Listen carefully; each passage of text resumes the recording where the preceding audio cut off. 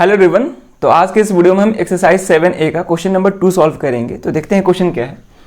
Question है D and E are points on the sides A B and A C respectively of a triangle A B C such that D E parallel B C, find the value of x when. ठीक है, तो इस question में total 3 part है, तो एक एक करके सारे पार्ट को हम सॉल्व करेंगे। ठीक है, तो इस क्वेश्चन में क्या है कि एक ट्राइंगल है ए बी सी जिसमें डी ई बी सी के पैरेलल है और इस ट्राइंगल में कुछ साइड्स के लेंथ दिए हुए हैं एक्स के टर्म में और हमें एक्स का वैल्यू फाइंड करना है कि क्या होगा। ठीक है, जैसे यहाँ पे पहला पार्ट में एडी का लेंथ दिया हुआ है x सेंटीमीटर, डीबी x -2 है, एई x +2 सेंटीमीटर है और इसी x -1 सेंटीमीटर है।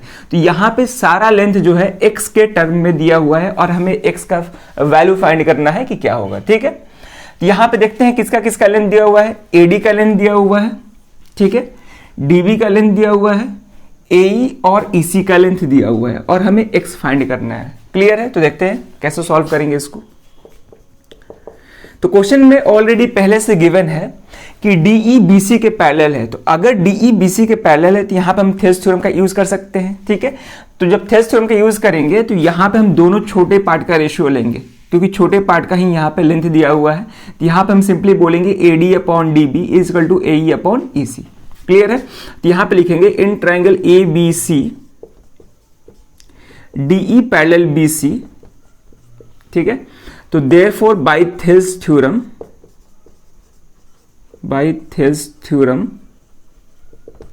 यहां पे सबसे बेसिक वाला रिजल्ट यूज करेंगे, AD upon DB is equal to AE upon EC.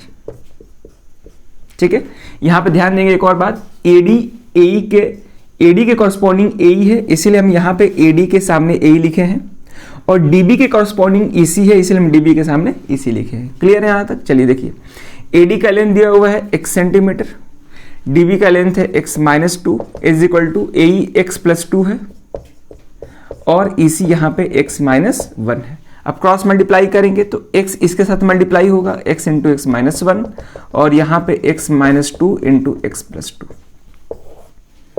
ठीक है, अब इस x को दोनों से मल्टीप्लाई करेंगे तो x इंटू एक्स ये हो जाएगा हमारा x² minus x is equal to ये a minus b into a plus b form का है और a minus b into a plus b क्या होता है, ये होता है हमारा a² माइनस b²।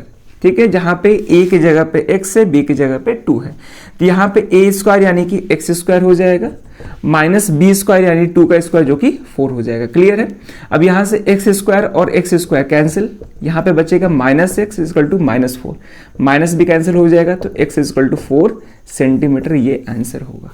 हमें x का भी वैल्यू फाइंड करना था तो x कितना आ गया, 4 सेंटीमीटर आ गया। क्लियर है, अगर हमें क्वेश्चन में ये भी बोलता कि आप एडी डीबी एई और ईसी का भी वैल्यू फाइंड करें तो वहां पे हम क्या करेंगे कि x के जगह पे 4 सब्स्टिट्यूट कर देंगे, तो यहाँ पे एडी का वैल्यू 4 सेंटीमीटर हो जाएगा, डीबी क्या हो जाएगा 4 - 2 यानी कि 2 सेंटीमीटर, एई हो जाएगा 4 + 2 यानी कि 6 सेंटीमीटर और ईसी का लेंथ आ जाएगा 4 - 1 यानी कि 3 सेंटीमीटर। ठीक है, लेकिन यहाँ पे केवल x का ही वैल्यू पूछा है जो कि क्या आ रहा है, 4 सेंटीमीटर आ रहा है।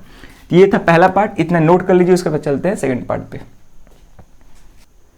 अब चलते हैं सेकंड पार्ट पे। तो यहाँ पे एडी का लेंथ दिया हुआ है 4 centimetre, DB x -4 centimetre, AE 8 centimetre and EC equal to 3x - 19 centimetre. यहाँ भी हमें x का वैल्यू फाइंड करना है, तो यहाँ भी एडी डीबी एई और ईसी का लेंथ दिया हुआ है x के टर्म में, हमें x का वैल्यू फाइंड करना है। तो यहाँ भी जब थेल्स थ्योरम यूज करेंगे तो यहाँ पे AD upon DB equal to A upon AC वाला रिजल्ट यूज करेंगे, ए अपॉन ईसी वाला रिजल्ट। तो उसी तरह सॉल्व करेंगे। यहां पे लिखेंगे in triangle A B C DE parallel B C therefore by Thales theorem, या फिर थेल्स थ्योरम को हम बेसिक प्रोपोर्शनलिटी थ्योरम भी बोलते हैं, तो यहाँ पे हम बीपीटी भी लिख सकते हैं, बेसिक प्रोपोर्शनलिटी थ्योरम।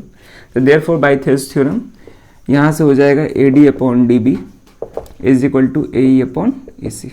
आप चाहो तो इसको रेसिप्रोकल करके भी लिख सकते हो, यानी कि DB upon AD equal to EC upon A भी लिख सकते हो। क्लियर।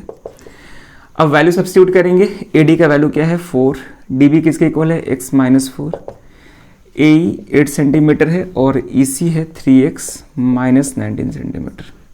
क्रॉस मल्टीप्लाई करेंगे तो 4 × 3x - 19 ठीक है, ये इसके साथ मल्टीप्लाई हो गया।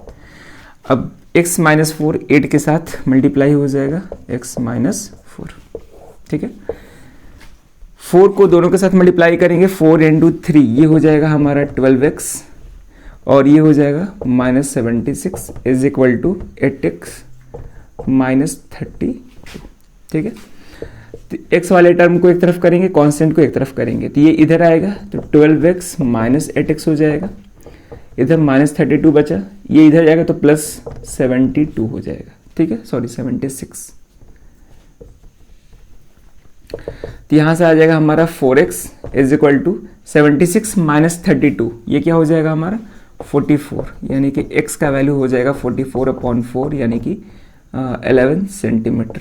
तो इस केस में x का वैल्यू क्या निकल के आ रहा है, 11 सेंटीमीटर निकल के आ रहा है, ठीक है। पहला वाला केस में x का वैल्यू क्या था, 4 सेंटीमीटर था और यहाँ पे 11 सेंटीमीटर आ रहा है, क्योंकि वैल्यू तो अलग अलग है, AD, DB, AE और EC का जो वैल्यू दिया हुआ है x के टर्म में वो अलग अलग दिया हुआ है, इसीलिए x का भी वैल्यू यहाँ पे अलग आ रहा है। क्लियर है।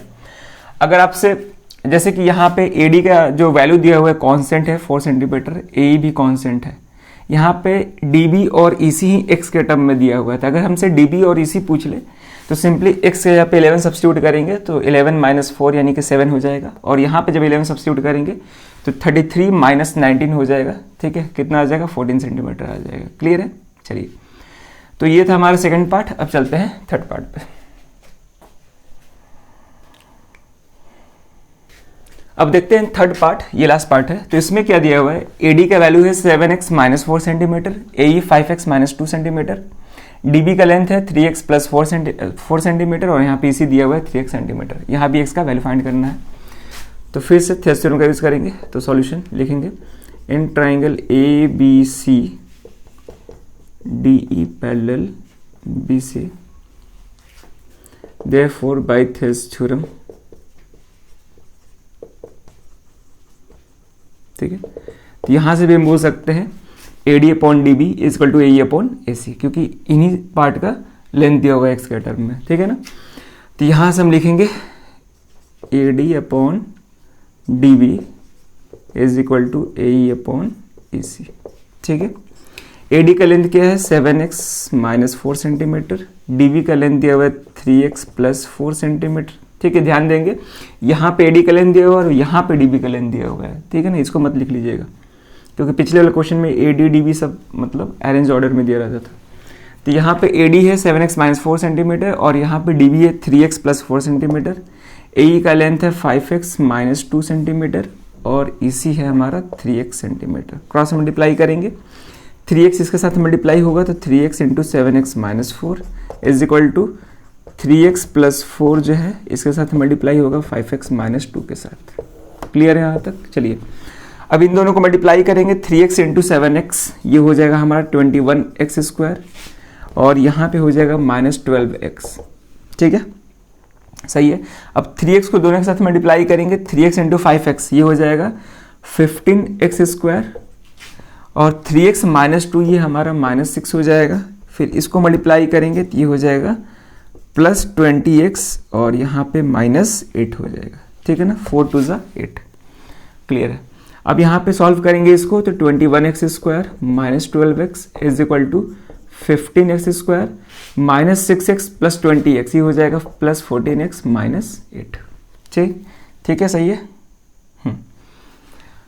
अब x स्क्वायर टर्म यानी कि सारे टर्म को इधर करेंगे तो 21x square minus 15x square, जब ये इक्वल किधर आएगा तो माइनस में हो जाएगा ना, तो 21x square minus 15x square ये हो जाएगा 6x स्क्वायर माइनस 12x और ये प्लस 14 इधर आएगा तो ये भी माइनस होगा, यानी कि ये हो जाएगा माइनस 26x और ये प्लस 8 हो जाएगा इज इक्वल टू 0। अब ये क्वाड्रेटिक इक्वेशन बन गया। अब यहाँ पे हम इसको सॉल्व करने के लिए यानी कि x का वैल्यू फाइंड करने के लिए simply splitting the middle term का यूज करेंगे। उसके पहले अगर ध्यान दे तो तीनों टर्म में 2 कॉमन है, तो पहले 2 कॉमन कर लेते हैं। तो यहाँ से हो जाएगा 3x square minus 13x plus 4। 2 common करने से यहाँ पे जो कोफिशिएंट है वो छोटा हो गया तो उसको सॉल्व करना आसान होगा। तो 3x square minus 13x plus 4 is equal to 0। 2 उधर जाएगा तो 0 से डिवाइड होगा और 0 डिवाइड बाई समथिंग क्या होता है, 0 ही होता है। तो यहाँ से हो जाएगा 3x square minus 13x plus 4 is equal to 0। अब मिडिल टर्म को स्प्लिट करेंगे, यानी कि x वाले टर्म को स्प्लिट करना होता है, तो इसको दो पार्ट में स्प्लिट करेंगे और ऐसे तोड़ना होता है कि दोनों पार्ट को ऐड करने पे मिडिल टर्म के इक्वल आए और मल्टीप्लाई करने पे फर्स्ट टर्म और लास्ट टर्म के मल्टीप्लिकेशन के इक्वल है, ठीक है ना। यहाँ पे फर्स्ट टर्म और लास्ट टर्म को मल्टीप्लाई करेंगे तो +12 आ रहा है, यानी कि +12x² आ रहा है, और मिडिल टर्म क्या है -13। तो वैसा कौन सा दो नंबर होगा जिनको ऐड करने पे -13 आए, तो वो -12 और माइनस, यानी कि हम सिंपली -12 और -1 को मल्टीप्लाई करेंगे तो +12 आएगा और ऐड करेंगे तो -13 आएगा। स्प्लिटिंग द मिडिल टर्म कैसे यूज करते हैं वो हम पोलिनोमियल में यूज किए, मतलब बताए हैं कि कैसे उसको स्प्लिटिंग द मिडिल टर्म का यूज करके सॉल्व किया जाता है, ठीक है। तो यहाँ से हो जाएगा, इसको स्प्लिट करेंगे तो ये हो जाएगा -12x -x, ऐड करने पे -13 आएगा, मल्टीप्लाई करने पे प्लस आएगा, +4 = 0। अब दो का पेयर लेते हैं तो इन दोनों में कॉमन क्या दिख रहा है, 3x कॉमन दिख रहा है, यहाँ पे x हो जाएगा, यहाँ पे -4। इन दोनों में क्या कॉमन है, कुछ कॉमन नहीं है, 1 कॉमन ले लेंगे, ठीक है ना। और यहाँ पे जो साइन होता है उस साइन के साथ लेते हैं, तो -1 कॉमन लेंगे, यहाँ से x -4 = 0, ठीक है। क्योंकि माइनस कॉमन लिए है ना तो साइन चेंज हो जाएगा, प्लस है तो माइनस हो जाएगा, = 0। अब यहाँ पे ब्रैकेट वाला पार्ट सेम हो गया, तो ब्रैकेट वाला पार्ट कॉमन हो जाएगा, x -4, और यहाँ से बच जाएगा 3x - 1 = 0। तो एक बार x -4 को 0 से इक्वेट करेंगे और एक बार 3x - 1 को 0 से इक्वेट करेंगे, तो यहाँ से आ जाएगा x = 4 और यहाँ से आ जाएगा x = 1/3। तो यहाँ पे x का दो वैल्यू आ रहा है, 4 और 1/3, तो कौन सा वैल्यू कंसिडर करेंगे। तो पहले हम क्या करेंगे कि वैल्यू को यहाँ पे रख के चेक करेंगे, ठीक है ना, यानी कि x का वैल्यू चेक करेंगे, जिस वैल्यू के लिए सारा लेंथ पॉजिटिव आ रहा है वही x का वैल्यू होगा, ठीक है, क्योंकि लेंथ कभी भी नेगेटिव नहीं हो सकता है। तो पहले हम 1/3 रख के चेक करते हैं कि क्या सारा जो लेंथ है वो मतलब निगेटिव पॉजिटिव आ रहा है कि नहीं आ रहा है। तो यहाँ पे हम AD में रख के चेक करेंगे, क्या है 7x - 4, x के जगह पे 1/3 अगर सब्स्टिट्यूट करते हैं तो ये हो जाएगा 7 × 1/3 = 1/3 है ना, 1/3 -4 हो जाएगा। यहाँ पे हो जाएगा 7/3 -4, सॉल्व करेंगे तो 7 - 12/3 हो जाएगा, जो कि -5/3, यानी कि यहाँ पे लेंथ निगेटिव आ रहा है, क्लियर है। और लेंथ कभी भी निगेटिव हो नहीं सकता है, यानी कि x का वैल्यू 1/3 नहीं होगा, x का वैल्यू क्या होगा 4 होगा, ठीक है। और हम क्यों डायरेक्ट 1/3 ही रख के चेक किए, क्योंकि अगर फ्रैक्शन में आ रहा है, ठीक है, और जनरली x का जो वैल्यू होता है या कोई भी वेरिएबल का जो वैल्यू होता है ना वो लेंथ के टर्म में वो फ्रैक्शन या डेसिमल जनरली नहीं होता है, ठीक है। यहाँ पे क्या आ रहा है, हमारा नेचुरल नंबर आ रहा है, तो मतलब चांसेस यही है कि यही आंसर होगा, फ्रैक्शन और डेसिमल वाला पार्ट जल्दी आंसर नहीं होता है, ठीक है, इसलिए हम उसी को रख के चेक किए। अब 4 रख के चेक करिएगा, सारा पॉजिटिव आएगा, ठीक है ना। चलिए, तो हमारा आंसर क्या होगा, 4 होगा, तो x = 4 सेंटीमीटर, ये हमारा आंसर होगा। आप चेक कर सकते हो x रख के, ठीक है। जैसे यहाँ पर अगर x 4 रखते हैं, 28 - 4 24 हो जाएगा, यहाँ भी कहीं भी रख के चेक करिएगा क्या आएगा, पॉजिटिव ही आएगा जब x = 4 रखते हैं। तो x = 1/3 रखें तो यहाँ पे नेगेटिव आ रहा है, देख पा रहे हैं, ठीक है। तो ये था इस क्वेश्चन का लास्ट पार्ट, और सारे पार्ट को हम एक एक करके सॉल्व कर लिए। सारे पार्ट में ही हमको x का वैल्यू फाइंड करना था, और यहाँ पे थेल्स थ्योरम का यूज करके हम आसानी से इस क्वेश्चन को सॉल्व कर लिए, ठीक है ना। तो कहीं भी कोई दिक्कत लगे जरूर उसको कमेंट करिएगा, और क्वेश्चंस को प्रैक्टिस करते रहिए, ठीक है। एग्जांपल्स के भी सारे क्वेश्चन को हम सॉल्व कर चुके हैं, जो एग्जांपल सॉल्व नहीं किए हैं पहले एग्जांपल सॉल्व कर लीजिए, उसके बाद क्वेश्चंस को सॉल्व करिए। तो इस वीडियो में ये क्वेश्चन रखते हैं, अब मिलते हैं नेक्स्ट वीडियो में नए क्वेश्चन के साथ। Thank you.